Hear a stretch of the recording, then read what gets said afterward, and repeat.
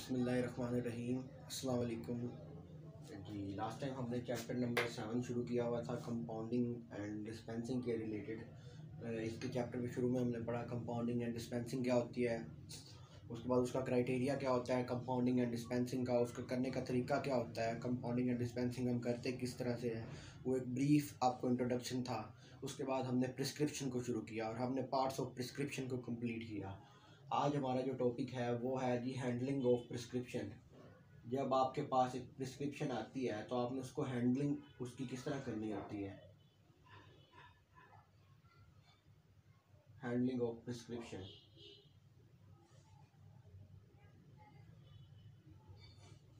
जी, जब आपके पास कोई पेशेंट प्रिस्क्रिप्शन लेके आता है तो आपने उसको किस तरह हैंडल करना होता है, क्या तरीक़ेकार होता है, ये सारा जो होता है हैंडलिंग ऑफ प्रिस्क्रिप्शन में आता है। उसको प्रोसीजर कौन कौन से प्रोसीजर होते हैं उसमें, उन जिनको फॉलो करके हम प्रिस्क्रिप्शन को हैंडल करते होते हैं, ये सारा इसके अंदर प्रोसीजर आता होता है। अच्छा, इसका हैंडलिंग ऑफ प्रिस्क्रिप्शन आप क्यों करते हैं? जब आप एक प्रिस्क्रिप्शन को एक प्रोफेशनल वे में अपने मैनर करेंगे, एक जेंटलमैन की तरह है और एक अच्छे बंदे की तरह, मतलब एक अच्छे फार्मासिस्ट की तरह करेंगे, तो वो पेशेंट बार बार आपकी फार्मेसी नहीं आएगा, तो इसमें आपका बिज़नेस ग्रो होगा। तो इससे आपके प्रोफेशनल का भी पता लगता है कि आप बंदे कैसे हैं और ऊपर से आपका प्रोफेशनली आप कैसे हैं, ये सारा भी आपको अंदाज़ा हो जाता है उसमें। तो हैंडलिंग ऑफ प्रिस्क्रिप्शन इम्पोर्टेंट है, काफ़ी इम्पोर्टेंट होता है। इसके तकरीबन कोई स्टेप्स होते हैं 6 के करीब। हम कोई 2 या 3 आज करेंगे और 2 या 3 जो होंगे बचेंगे वो इंशाल्लाह कल करेंगे। काफ़ी बड़ा टॉपिक हो जाएगा अगर मैं एक साथ करना लग पड़ूँ इसको। तो हैंडलिंग ऑफ प्रिस्क्रिप्शन में सबसे पहले हमारे पास क्या आता है जी, रिसीविंग। ये इसका पहला स्टेप है, रिसीविंग। ठीक हो गया जी। आपने प्रिस्क्रिप्शन को रिसीव कैसे करना है ये आ गया।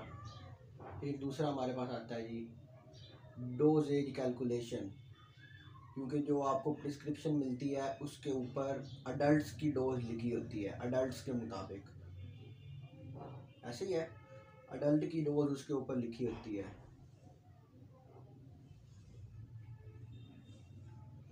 अडल्ट की डोज लिखी होती है, आपने अडल्ट्स की डोज को लेकर बच्चों की डोज को लेकर बच्चों की डोज कैसे निकालनी होती है, ये उसके लिए कुछ फार्मूलेज होते हैं, वो इस्तेमाल करके आप इस तरह करेंगे। उसके बाद क्या होगा, डोजेज कैलकुलेशन कर ली, अब हम करेंगे कि कंपाउंडिंग। मुख्तलिफ मेडिसिन को मिलाकर जो डॉक्टर ने लिखी है या फिजिशियन ने, हम कंपाउंडिंग शुरू करेंगे और मेडिसिन बना लेंगे। ठीक हो गया, कंपाउंडिंग की हमने और मेडिसिन हमारी बन गई। ये हमारा थर्ड स्टेप था। इसी के अंदर लेबलिंग वो भी आता है और ये सब कुछ भी आता है।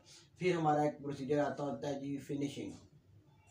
फिनिश कर दिया हमने जो क्या नाम है बनाना था, फिर हमने चेक करना है उसको दोबारा कि क्या डोजेज जो हमने बनाई है वो इतनी कामयाब है कि इतनी एक अच्छी तरह से बनी है कि वो बाद में अगर हम उसको रखना भी चाहें कुछ देर के लिए तो रहेगी, और जब तक मतलब पेशेंट इसको खा नहीं लेता ख़राब तो नहीं होगा। तो ये हमारी फिनिशिंग आ गई। इसके अलावा फिर हमारी डिलीवरीज भी होती हैं। अक्सर हॉस्पिटल वगैरह जो होते हैं वो या फार्मासिस्ट वगैरह होते हैं वो डिलीवर करते होते हैं घर में। आप अगर किसी घर में रहते होते हैं तो वो आपको डिलीवरी करके उसके ऊपर चार्जेस लगा देते होते हैं, जो भी आपके चार्जेस होते हैं चार्जेस होते होते हैं। अच्छा, इसके अलावा डिलीवरिंग के अलावा हमारे पास एक और भी होता है जिसको हम कहते होते हैं जी प्राइसिंग। प्राइस हमने कैसे निकालनी होती है, क्योंकि मुख्तलिफ 3 से 4 चीज़ें मिलाकर हमने वो बनाया है ना अपना क्या कहते हैं आप उसको, मेडिसिन। तो ये चौथा स्टेप होगा, उसकी हम प्राइसिंग करेंगे। जो भी चीज़ें हमारी लगी हैं उसकी प्राइसिंग करके अपना मुनाफा वगैरह डाल के उसके अंदर हम प्राइसिंग करेंगे। इसके लिए मुख्तलिफ रूल्स होते हैं, उनके बारे में हम पढ़ेंगे। फिर आती है डिलीवरिंग आपकी क्या नाम है, ये 5वां हो गया, सॉरी, हाँ जी, ये 5th हो गया और ये 6 नंबर, ये हमारी डिलीवरिंग होगी। डिलीवरी के भी मुख्तलिफ थोड़े से बहुत चार्जेस लगा सकते हैं आप, लगा के आप उनको, जो पेशेंट आपके फार्मेसी वगैरह में नहीं आ सकते, आप उनको होम डिलीवरी कर सकते हैं। अगर वो पेशेंट 1-2 दिन बाद आता है कंपाउंडिंग करने के बाद, आप फिर उनको दे सकते हैं। तो ये हमारे पहले स्टेप होते हैं इसके हैंडलिंग ऑफ प्रिस्क्रिप्शन के।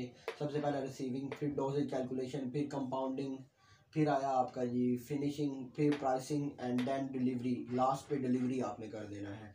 हैंडलिंग ऑफ प्रिस्क्रिप्शन इसलिए इम्पोर्टेंट है कि अगर आप एक प्रोफेशनल तरीके से एक अच्छे मैनर में एटिकेट दिखाकर किसी भी प्रिस्क्रिप्शन को हैंडल करते हैं तो जो आपका होता है अपना पेशेंट, वो आपके रवैये से काफ़ी मुतासिर होता है और वो बार बार आपके पास आता है।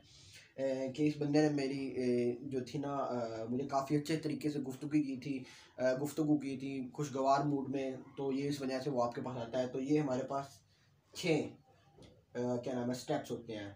अब इन एक एक स्टेप को हम देखेंगे कि ये क्या होता है। एक एक स्टेप के ऊपर हम थोड़ा डिटेल में बात करेंगे कि ओरिजिनली ये होता क्या है। सबसे पहला हमारा क्या आता है, रिसीविंग द प्रिस्क्रिप्शन।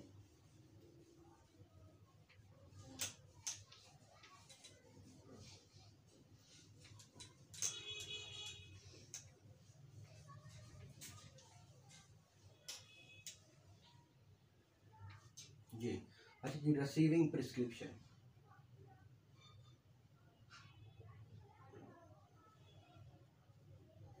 आपने रिसीव कैसे करना है प्रिस्क्रिप्शन को, आपने बड़े ही अच्छे अंदाज में रिसीव करना है। ये नहीं कि आप उसको रफली ले रहे हैं या बंदा काफ़ी देर से खड़ा हुआ है आप उसको देख ही नहीं रहे, नहीं, आप उससे कम से कम प्रिस्क्रिप्शन ले लें और लेकर अपने पास रख लें। बेशक आप उसको कुछ 2-3 मिनट बाद उसको पूछ लें सर आपने क्या लेना है, लेकिन प्रिस्क्रिप्शन आप उससे ले लें। क्योंकि ये हमारे अच्छे एटिकेट्स में आता होता है कि वो समझता है बंदा मेरी तरफ उसका ध्यान तो है, वरना वो समझता है मेरी तरफ ध्यान ही नहीं है। दूसरा, आपने अक्सर डॉक्टर जो होते हैं वो वर्बल ऑर्डर मतलब अपनी ज़बान से कुछ डॉक्टर को पेशेंट को बताते होते हैं कि आपने फार्मासिस्ट को कहना है कि यूँ करके दे, डोजेज जो होगी आपकी वो सिरप में बना के दे, या उसमें थोड़ा सा पानी डाल दे, या जो भी उसकी होगी ऑर्डर, वर्बल ऑर्डर उसको कहते होते हैं, वर्बल ऑर्डर। फिर आपने उससे ये भी पूछना है पेशेंट से कोई वर्बल ऑर्डर तो नहीं है। अगर वो कहेगा वर्बल ऑर्डर है तो आपने सबसे पहले एक पेपर के ऊपर उसको लिख लेना है वर्बल ऑर्डर को, ताकि इन केस आप भूल ना जाए, क्योंकि वो भूल जाएंगे तो वो मेडिसिन सही नहीं बनेगी और वो आपकी फार्मेसी के ऊपर गलत फ़र्क पड़ेगा इसका।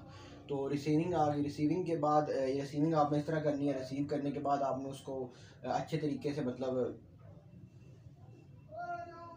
अच्छे तरीके से आपने उसको वो राइट कर लेना जो भी वर्बल ऑर्डर होगा उसका। अच्छा जी, वर्बल ऑर्डर के बाद आप क्या होगा जी, आपने रीडिंग करनी है, रीडिंग ऑफ प्रिस्क्रिप्शन। रिसीव कर लिया अब आपने, अब आएगी जी रीडिंग ऑफ प्रिस्क्रिप्शन। आपने प्रिस्क्रिप्शन को पढ़ना है, एक बार नहीं आपने 3-4 बार उस ऑर्डर को पढ़ना है, उस प्रिस्क्रिप्शन को पढ़ना है। वजह, एक बार आप पढ़ेंगे कुछ चीज़ें आपकी नज़र से रह जाएंगी, दूसरी बार पढ़ेंगे वो चीज़ें आपकी नज़र में आ जाएंगी, कुछ फिर रह जाएंगी। तो 3 बार पढ़ने का मतलब होता है 3 से 4 बार की कोई भी चीज़ आपसे नज़र से ना छूटे। और दूसरा, आपने देखना है कि उसके अंदर अगर आपको किसी चीज़ की समझ नहीं ना लग रही, किसी चीज़ की आपको समझ नहीं लग रही कि क्या लिखा हुआ है, तो आप डॉक्टर जो होगा उससे रब्ता कर लेंगे और पूछेंगे कि हम क्या नाम है, ये इसकी समझ नहीं लग रही, आप बता दें। ये नहीं कि अपनी तरफ से तुक्का लगा के आप कोई मेडिसिन दे दें, ये नहीं चलेगा, क्योंकि हमारे पास जो मेडिसिन होती हैं वो काफ़ी स्पेसिफिक होती हैं। ये ना हो उसको सर दर्द हो और आप उसको मैदे या स्टमक की कोई गोली दे दें, इस तरह नहीं चलेगा। इसलिए आपने 3 से 4 बार पढ़ना है और उसमें कोई मिसकंसेप्शन या कोई गलती वगैरह हो, या डोजेज अक्सर लिखा होता है, डॉक्टर्स वगैरह डोजेज लिखने में गलती कर देते हैं या डोजेज लिखते ही नहीं है, ओमेगा लिख देते हैं, उसकी पावर नहीं लिखी, 20-40 कितने मिलीग्राम लेना है। तो वो आपने भी बिल्कुल करेक्ट वे में उसको भी मतलब देखना है कि अगर नहीं लिखा हुआ तो फिर आप डॉक्टर के पास जाएंगे, उनसे कहेंगे कि इसके ऊपर ये जो है अपना इसकी नहीं लिखी हुई थी, जो भी आपकी उसके अंदर गलती होगी।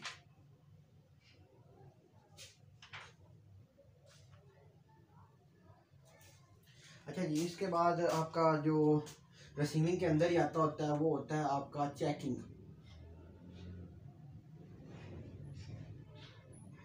ऐसे ही है जी, प्रिस्क्रिप्शन को आपने चेक करना है, क्या इसके अंदर कोई गलती है। पहला स्टेप ये आया, दूसरा स्टेप ये आया। रिसीविंग के स्टेप्स हैं, पहला स्टेप रिसीविंग है हमारी हैंडलिंग ऑफ प्रिस्क्रिप्शन का, फिर उसके 2 आगे स्टेप हैं। चेकिंग में आपने ये देखना है कि जो प्रिस्क्रिप्शन है उसके अंदर कोई गलती वगैरह तो नहीं है, डोजेज कैलकुलेशन वगैरह जो मैंने बताई रीडिंग में आपने देख लिया। अब चेकिंग करना है, आपने डॉक्टर से रब्ता करके उसको क्लियर करना है। अगर जब तक क्लियर नहीं होता, you can not make the medicine, you can not prepare dosage form, आप नहीं बनाएंगे डोजेज फॉर्म।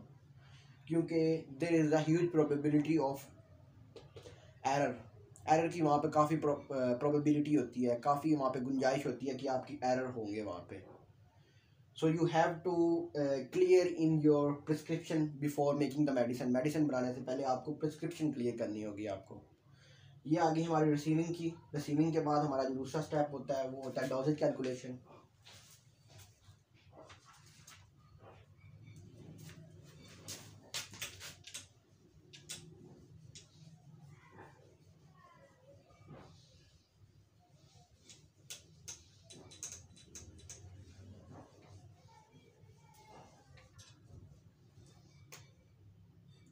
Dosage calculation.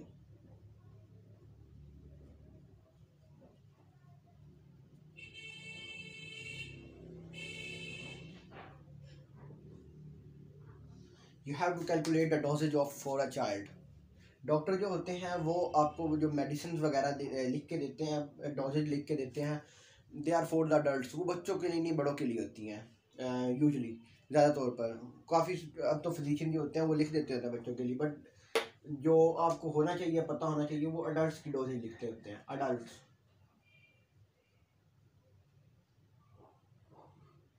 ठीक हो गया, अडल्ट की लिखते हैं. अब अडल्ट की डोजेज फार्म से आपने बच्चों की अगर डोजेज फार्म निकालनी है तो उसके लिए मुख्तलिफ रूल्स होते हैं हमारे पास. यंग्स रूल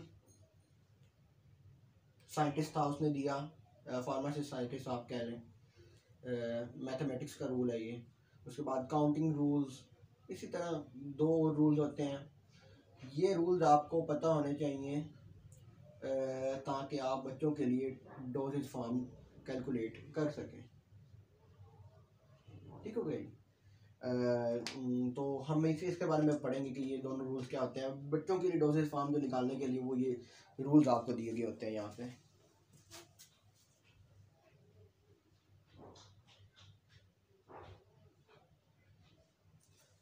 अच्छा जी,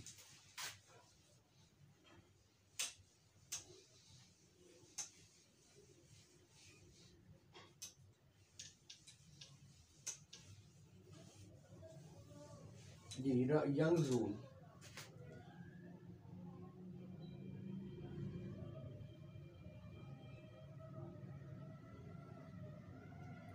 यंग्स रूल एक साइंटिस्ट यंग्स उसने दिया ये. अच्छा जी, यंग्स रूल में क्या होता है हमारे पास एक फार्मूला होता है. फार्मूला क्या होता है, चाइल्ड की डोजेज जो होती है, बच्चे की डोजेज, चाइल्ड डोजेज, CD मतलब चाइल्ड डोजेज. ठीक हो गया, ये थोड़ा टर्मिनोलॉजीज आप समझे, मैं छोटा फॉर्म में लिख रहा हूँ. वो होती है अपना चाइल्ड की डोजेज इक्वल होती है child age, CA child age. अच्छा जी, उसको मल्टीप्लाई करेंगे हम adult dose, AD adult dose आ गई हमारी. ठीक हो गया. उसको तकसीम करेंगे फिर चाइल्ड एज से और ज़रब करेंगे हम 12 से. ये हमारे पास यंग्स रूल है. ठीक हो गया, ये हमारे पास यंग्स रूल है. अब सिंपली आप क्या करेंगे, अगर आपको चाइल्ड जो है एज, वो तो आपको बच्चे की पता होगी एज कितनी है, फ़र्ज करेंगे बच्चे की एज 10 है, और उसके लिए जो आपने कैप्सूल लिखी, सॉरी गोली जो लिखी गई है, वो लिखी गई है बड़ों के लिए, लिखी गई जी 3 गोलियां एक दिन में. तो आप क्या करेंगे, 3 जो होगा उसको उससे ज़रब करेंगे और फिर तकसीम कर देंगे किसी से, फिर 10 से तकसीम कर देंगे उसको और ज़रब कर देंगे 12 से, सॉरी जमा कर देंगे 12 से. ज़रब नहीं करेंगे आप, जमा करेंगे. यहाँ पे मिसकंसेप्शन हो गई थी हमारी. ठीक हो गया जी. यहाँ पर आप इसको जमा कर देंगे तो यहाँ पर जो भी आपका आता है, वो आपका जो होगा, जो भी आएगा आपका इसमें, वो आपकी बच्चे की डोजेज फार्म होगी. बच्चे के लिए जो डोजेज फार्म होगी वो यहाँ से आप निकालेंगे. ये हमारा पहला यंग्स रूल हो गया. इसमें अगर कोई गलती की गुंजाइश तो नहीं है, काफ़ी सिंपल सा रूल है, इतना ज़्यादा उसमें कोई है नहीं आपका, क्या कहते हैं, एटॉमिक नॉलेज आपको चाहिए हो, नहीं ऐसी बात नहीं है.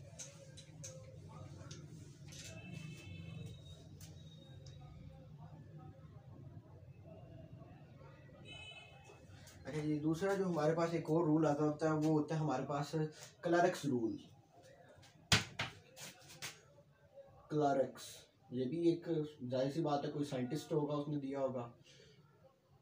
तो ये जो हमारे पास क्लर्क्स का रूल होता है, ये हमने जो पहले पढ़ा वो रूल बेस करता था एज के ऊपर। ये रूल बेस करता है वेट के ऊपर, बच्चे की वेट के ऊपर।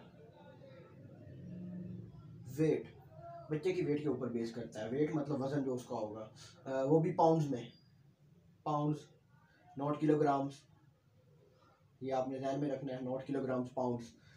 इसका जो होता है हमारे पास कैलकुलेशन का तरीका, वो कुछ यूँ होता है जी। इसका तरीका जो होता है, चाइल्ड वेट, आप पहले उसको वेट बैलेंस के ऊपर चाइल्ड का वेट कर लेंगे, उसको तकसीम करेंगे 150 से, जमा कर देंगे उसको 12 से, सॉरी जमा उसको 12 से नहीं करेंगे आप, जमा यहाँ से करेंगे अडल्ट की डोजेज, अडल्ट की निकाली होगी अडल्ट की डोजेज से। ये यहाँ पर ए डी आ अडल्ट डोजेज, तो ये हमारे पास आ जाएगी चाइल्ड की डोजेज, कितनी उसकी हमने लेनी है। कैसे होगा जी, वेट आपने पाउंड में लेना है, पाउंड्स में, नॉट किलोग्राम, ठीक हो गई, not in kilogram in weights. Child weight तकसीम कर देंगे उसको 150 से, और फिर अडल्ट डोज उसको मल्टीप्लाई कर देंगे। ये हमारे पास जो कैलकुलेशन बेस करती थी वो क्लर्क्स रूल के ऊपर थी, जिसका हम वेट निकालते किस तरह, जिसका हम वेट वेट के जरिए जिनको हम निकालते होते हैं डोजेस फॉर्म को।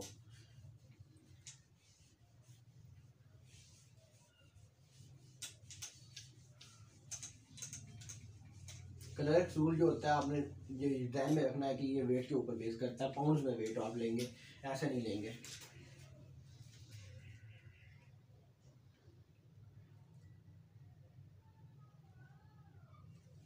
जी अब आएगा हमारा एक और साइंटिस्ट, काउंटिंग,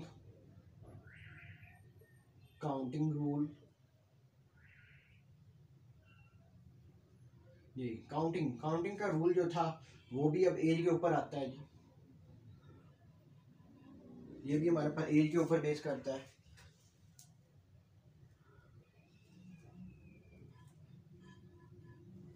जी ये भी हमारे पास एज के ऊपर बेस करता है। एज हमारे पास ईयर्स में होंगी, ना कि मंथ्स में। एज ज़रब 2 तकसीम 24 ज़रब अडल्ट डोज।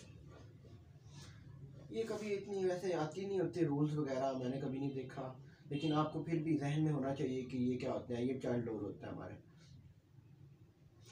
एज बच्चे की जो भी होगी आप यहाँ पर लिखेंगे, फ़र्ज़ करें उसकी 10 है, और उसको ज़रब कर देंगे 2 से, फिर तकसीम कर देंगे 24 से, और अगर अडल्ट डोज उसने कही है कि 3 कैप्सूल या गोली है तो आप 3 लिख देंगे। जो भी इसका रिजल्ट आएगा वो आपकी बच्चे की डोजेज होगी। काउंटिंग रूल, काउंटिंग साइंटिस्ट ने दिया था। इसके बाद एक और हमारे पास एक ही रूल रह जाता है फिर,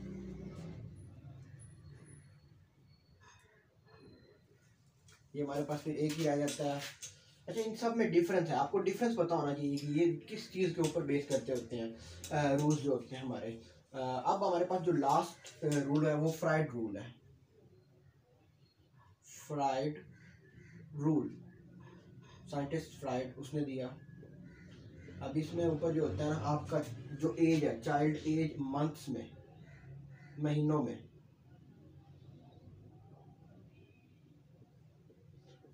अब उसको आप तकसीम करेंगे 150 से, तकसीम कर रहे हैं हम, और ज़रब करेंगे उसको किससे जी, अडल्ट डोज से, अडल्ट डोज से। तो ये हमारे पास क्या है जी, child dose, child dose, Fried rule, Fried ने दिया ये सारे आपके रूल थे, 4 रूल थे। Counting rule, Young's rule, Fried's rule, और उसके बाद आपका क्लर्क्स रूल।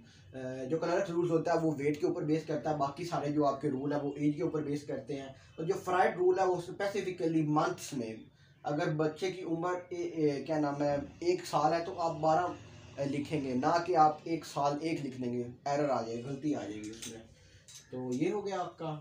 अच्छा उसके बाद जो हमारा लास्ट, जो आज के मैं आपको लास्ट पढ़ाऊंगा ना, वो होगी कंपाउंडिंग। कंपाउंडिंग आपको पता भी है कंपाउंडिंग कैसे करते हैं, लेकिन उसमें थोड़ा सा मजीद आपको एक वो उन्होंने हेडिंग दी है कि हेडिंग ऑफ डिस्क्रिप्शन में फिर आपकी वो कंपाउंडिंग भी आती है। कंपाउंडिंग हमने किस तरह करनी होती है, कंपाउंडिंग का मतलब क्या होता था पहले तो ये बताया ना। कंपाउंडिंग का मतलब होता था कि हमने मेडिसिन प्रिपेयर कैसे करनी होती हैं। हम 2 से 3 एपीआई को मिलाकर किस तरह बना रहे होते थे मेडिसिन, वो हमारे पास होती थी कंपाउंडिंग। कैसे करेंगे हम कंपाउंडिंग? कंपाउंडिंग का एक खास प्रोसीजर होता है। आपने वेट बैलेंस लेना है, ठीक हो गया। फर्क करेंगे जी, आपका वेट बैलेंस है यहाँ पे। इसके ऊपर ये जो एक छोटा सा वो इनका बना होता है प्लेट टाइप, जिसके ऊपर रख कर हम मेजर करते होते हैं। तो आपके जो लेफ़्ट साइड के ऊपर होगा ना, लेफ़्ट साइड के ऊपर स्टॉक बोतल पड़ी होंगी, बड़ी बड़ी बोतल, जिनमें से निकाल कर आपने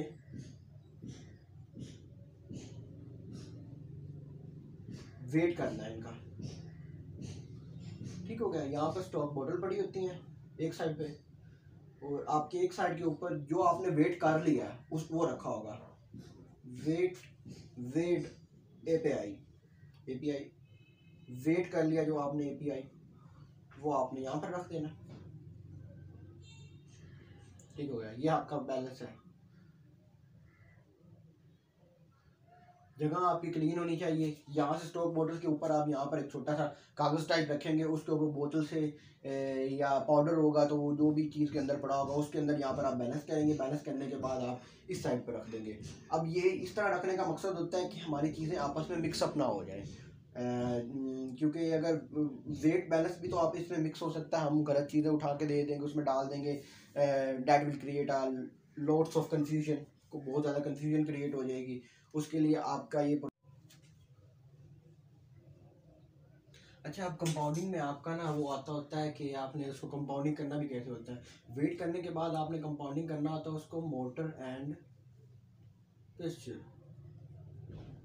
आपके घरों में अक्सर देखा होगा आपने, हमाम दस्ता होता है या ये हकीम वगैरह होते हैं उनके पास पड़ा होता है। तो ये जो आपकी कंपाउंडिंग होती है इसमें ही होती है। आपके मुख्तलिफ एपीआई जो होते हैं उनको आप उस दस्ता में डाल कर ऊपर से जो आपका बना होता है उससे आप उसको ना पीसते हैं, ताकि वो पीसने के बाद ना पाउडर फॉर्म में तब्दील हो जाए, ठीक हो गया। पाउडर आ जाएगा वो। अब पाउडर को आप अगर डायरेक्ट बच्चे को देना चाहते हैं तो ठीक। अगर डॉक्टर ने कहा हुआ है कि हमें चाहिए सोल्यूशन फॉर्म या उसका सिरप चाहिए, तो आप उसको मीठे सिरप के अंदर, जो कि आपका शुगर सोल्यूशन होता है, आपने बनाया होता है अक्सर, उसके अंदर आप डिज़ोल्व करके उनको दे देंगे। आपकी प्रिपरेशन कंप्लीट हो गई है, यहाँ पे कंपाउंडिंग आपकी कंप्लीट हो गई। अच्छा, इसके बाद आपका क्या आता है जी?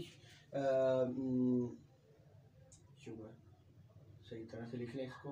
हाँ जी, शुगर के बाद जो आपका आता है ना, ये बनाने के बाद कंपाउंडिंग करने के बाद ये कहाँ तक आपकी कंपाउंडिंग कंप्लीट हो जाती है। फिर आपकी आती है जी, कंटेनर में आपने सेलेक्ट करना है, लेबलिंग करनी है, क्लोजर सेलेक्ट करना है, फिर आपने चेक करना है प्रिपरेशन को, फिर आपने उस कंटेनर को साफ़ करना है। इंशाल्लाह वो जो प्रोसीजर्स हैं वो आगे हम इंशाल्लाह बाद में पढ़ेंगे। यहाँ तक आपका जो था ये अभी तक का ये कंप्लीट हो गया। आपके हमने पढ़ा हैंडलिंग ऑफ प्रिस्क्रिप्शन, फिर रिसीविंग ऑफ प्रिस्क्रिप्शन, रिसीविंग के अंदर जो रूल्स थे वो पढ़े, और फिर हमने पढ़ा जी डोजेज कैलकुलेशन। उसके अंदर 4 रूल थे, यंग, काउंटिंग, फ्राइड रूल, और फिर आपका Clark's rule. Clark's rule weight के ऊपर बेस करता है, बाकी सारे एज के ऊपर बेस करते हैं। ये आपके सारे आगे रूल्स वगैरह जो भी थे आपके। उसके बाद कंपाउंडिंग आ गया। कंपाउंडिंग के बाद आपकी जो फिनिशिंग और आपकी जो प्रिपरेशन बनाने की आगे वो शुरू करेंगे हम।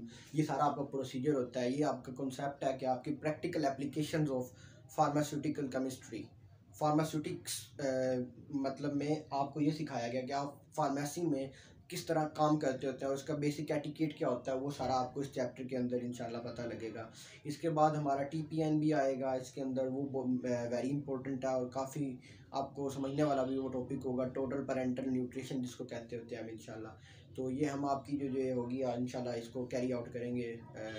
अब अगर आपको कोई क्वेश्चन वगैरह होगा तो you may ask through comment section via email, or you may ask in Zoom meetings which held